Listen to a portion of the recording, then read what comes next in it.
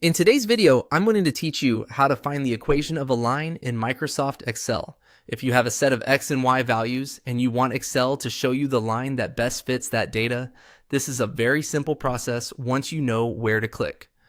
We'll be using a scatter chart and then adding a linear trend line so Excel can display the equation directly on the chart. To begin, make sure your X and Y data is already entered into your worksheet and then select the full range of values. This is important because Excel needs both sets of numbers in order to build the chart correctly. A scatter chart is the best choice here because it treats the X values as actual numerical coordinates rather than just category labels. Once your data is selected, go up to the Insert tab on the Excel ribbon. This is where you'll find all the chart options.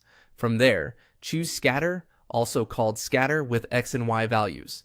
When the chart menu opens, select the version called Scatter with only markers. This gives you a clean chart that shows the individual data points without connecting lines, which makes it easier to add and read the trend line.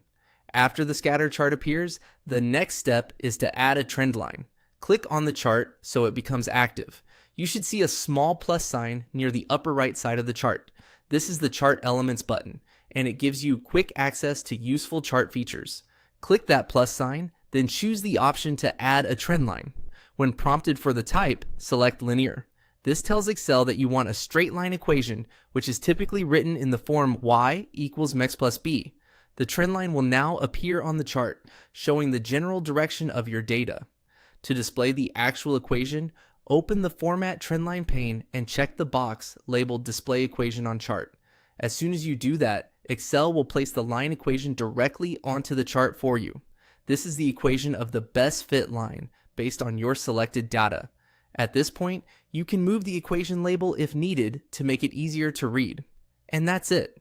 By selecting your data, inserting a scatter chart, adding a linear trend line, and enabling the equation display, you can quickly find the equation of a line in Microsoft Excel.